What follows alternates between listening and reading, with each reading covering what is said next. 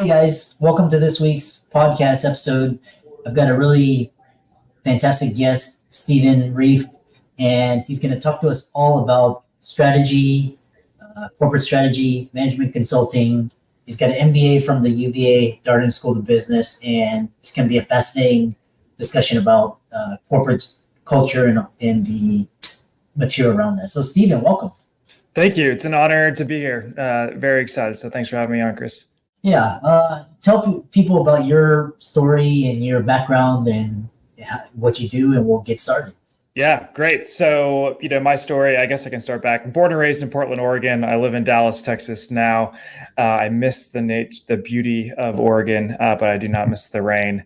And I started my career in corporate strategy and management consulting. I did a brief stint in politics, so I can talk about working on a presidential campaign. And when we lost the election, I did not work in the White House. I went to business school and worked in consulting, and eventually went to go work in-house where I led corporate strategy. And I'm happy to unpack what is strategy. Strategy can mean a lot of things to a lot of people. And then through my experience at strategy, I realized it doesn't matter what your strategy is if no one knows what it is, if employees don't know what it is, if board members don't know what it is, if investors don't know what it is. And if, I know you have a doctor audience, if your patients don't know what your treatment strategy is, it really doesn't matter what your strategy is. And so then we added on, corporate communications, which is the mechanism to start telling the story of your strategy. And so after that experience and seeing the magic of when you combine strategy and communication, I decided to start my own firm. I say I created a firm that I wished had existed. So we sit at the intersection of management consulting to help create the strategy, and then PR firms and executive comms to help tell the story of the strategy. And there's very few firms that have kind of both of those skill sets.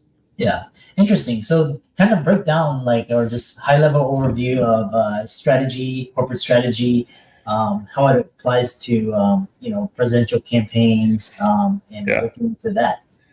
Great. So strategy, the definition of a strategy, I say, is just a fancy word for a plan. And I like to think of it as or priorities. So when you think of the word strategy, think of plan and think of priorities. And I think you can put it in everyday life. Did you go on a vacation this summer, Chris? Yeah. Yes. Okay. So you probably had a goal in mind. Do I need a rest? Interviewing all these boring podcast guests, I'm just kidding, we're exciting, is exhausting and I need to rest. And so you probably put together a plan or a strategy of I need to rest. Therefore, I'm going to prioritize finding a beach vacation, et cetera, et cetera. Or if you have kids, you're I need to prioritize. My goal is to educate my kids. And so I'm putting a plan together to go to Europe. We're going to go to all these different museums. And so really, it depends on your objective. If your objective is to rest, you put together a plan for one thing.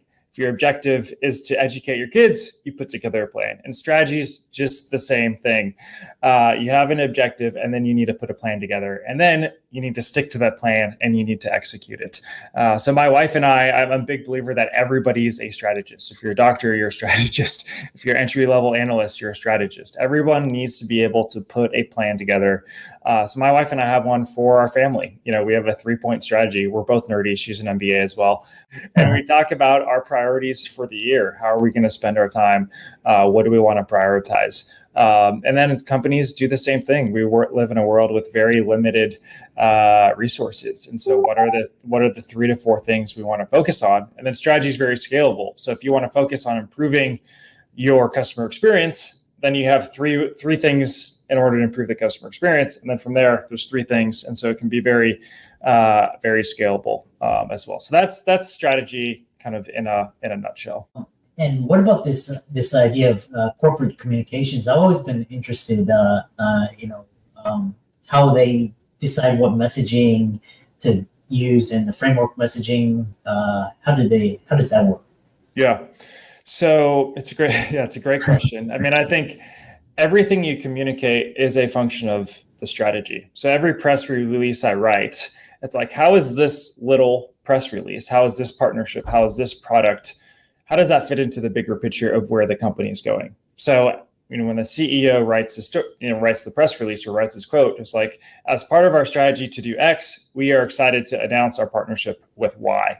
And so the corporate communications piece is really, articulating how the CEO, how the company is executing their strategy and building and growing, and everyone's going to be happy. If you look at the data in different studies, one of the perennial complaints of any executives is they don't communicate enough. And especially in this hybrid workforce environments, it's added a lot more curveballs into executive communications. There's some study I think PwC did that's talked about how 90% of employees don't understand the company's strategy. And if the employees don't understand it, they're probably working on the wrong things. They may not be bought in to the future of the company. So that's kind of the interplay, if you will, between strategy and corporate communications. And then when you think about communications, you think about internal audiences, and then you think about external. And I think a lot of people, it's been interesting. Somewhat of what I do is PR, and people have this mindset of like, oh, PR, that's kind of like a celebrity type of a thing. And that's like kind of slimy and kind of squishy. And I want to change the narrative and say, hey, it's actually about how can you authentically tell your story, and just being more proactive about it as well. And it can actually be a tool to help increase, company value. And it's not just about, making somebody famous or being a publicist for Prince Harry or whatnot. So I think people need to change their anchor point on PR. How it's a squishy thing over here. To actually it can really complement the hard numbers, because if your business is cranking out good results, well, it's even better if those numbers are then tied to your strategy and what you're driving. As well. An interesting analogy, I believe analogies are the key to communication. And so I think have you watched the show Survivor? Do you remember that show? Okay. Yeah, well, it's on for 40 seasons. I didn't know. I watched it growing up, and then all of a sudden my friend's like, it's still on. And I was like, what? But it's a great example of both strategy and communications, because each player needs to have a strategy. But if they don't communicate at the end to the journey, how their strategy got them to that seat, it doesn't matter, what their strategy is. So you really need both. And vice versa, if all you do is communicate, but then you didn't really have a plan, it's going to be hard to put lipstick on a pig, if you will. Yeah, that's really interesting. And we'll talk about PR, which you alluded to. But how does management consultant fit into this strategy communication, and what can they do? Decipher that. Yeah. I think, management consulting, at the end of the day, consulting is you're hired to give advice and you're hired for your expertise. And so I think, and sometimes that outside perspective is really, really helpful. There's a phenomenal book called Range, which I encourage your listeners to get. It's by David Epstein. And one specific example of that I love to show is they actually use like a research study to prove that objective opinions are very helpful. But they gave students a oil and gas company and said, come up with a strategy for the oil and gas company. And with one group, they only gave other oil and gas company benchmarks. Like with another group, they gave other energy benchmarks. And another group, they said, look at the strategy of Nike and McDonald's and an airline. And the participants who looked up those seemingly random strategies that aren't related to oil and gas actually came up with the most interesting and innovative and successful strategy for the oil and gas company. And so consultant, they all they do is bring objective advice and hopefully bring some level of expertise. To bring it to, I know your physician background, I heard one consultant described himself like, well, if you're having heart surgery, you need the best heart surgeon in America to do it. And I was like, maybe, but like, there's a lot of heart surgeons that can perform heart surgery. Like, I think I would be okay with. He was kind of making the case of like, you always need the best. And it's like, I think there's actually a lot of heart surgeons that could do it. But so I can make fun of the industry a little bit as well, even though I'm part of it. Interesting. And talking about PR, you have this idea of board level PR strategy and top PR priorities on where to play and how to win. I'm just curious to get more insight into the PR. When we talk about where to play and how to win, I think that's part of the strategy and part of the PR too, because every strategy is like, what markets are you going to play in? What industry are you going to play in? What services are you going to play in? And then how are you going to win? I've sat next to a lot of CEOs who are asked questions by investors, and it's all, how are you different? How are you better? And so when you're thinking about the company level strategy, you need to answer those questions of how are you going to win?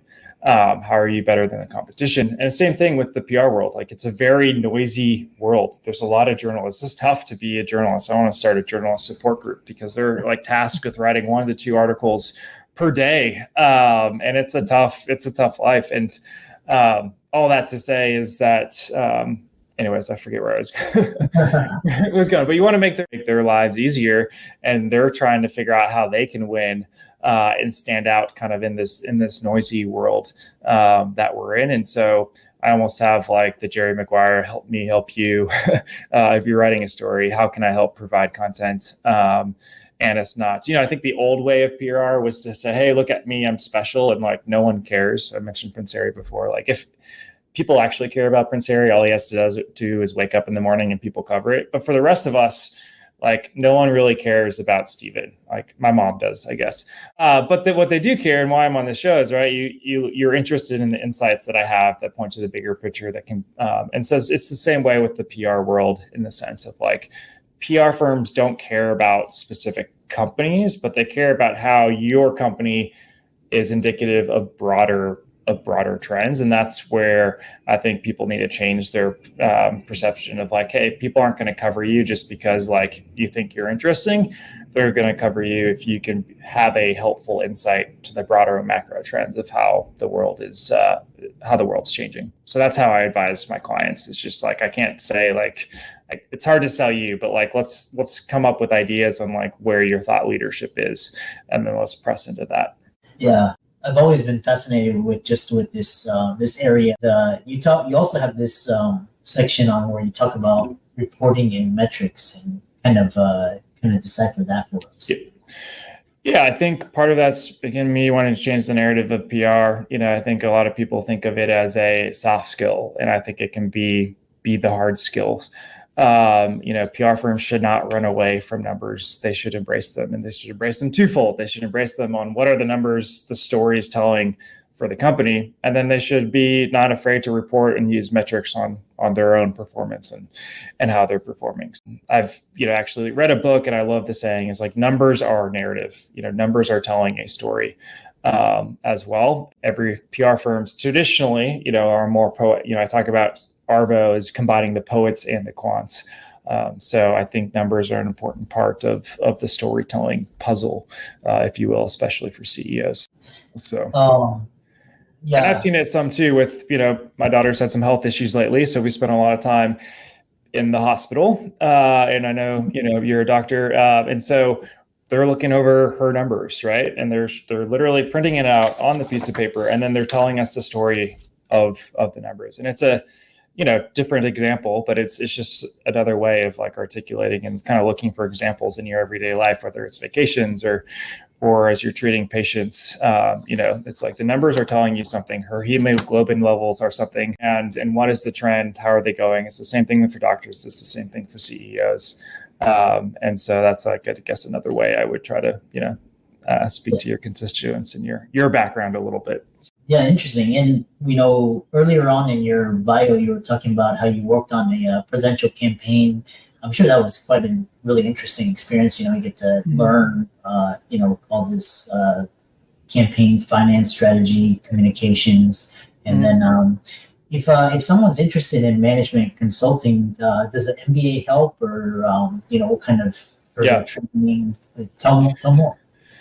MBA is very helpful to transition into consulting. They're notoriously hard. It's hard to get jobs in management consulting. And then for the top MBA programs, all the consulting firms come to you, which is really great. So if your goal is to transition into management consulting, I do recommend going to an MBA program, not just anyone. You have to do your due diligence and make sure that those consulting firms that you want to work for are coming to campus. But it can be one of the best pipelines, to enter a consulting industry. Yeah. And the consulting firms are recruiting more MDs recently too. So some of them are liking the more diverse backgrounds. Yeah, a couple of my physician colleagues, they're working for Deloitte and Bain, and how can people contact you, follow you, check out your work, reach out to you? Thanks. Yep. Website Arvo. Arvo is the name of my firm. I'm a big fan of Viore, the clothing company.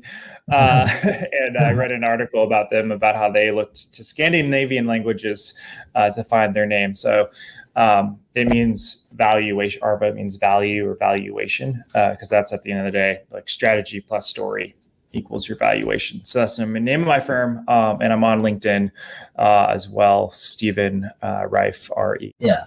And for all the audience out there, let's thank Stephen for coming out to the show, really providing insights into a really interesting sector and industry, and all of his resources will be in the links and show notes. And thanks so much for coming out to the podcast.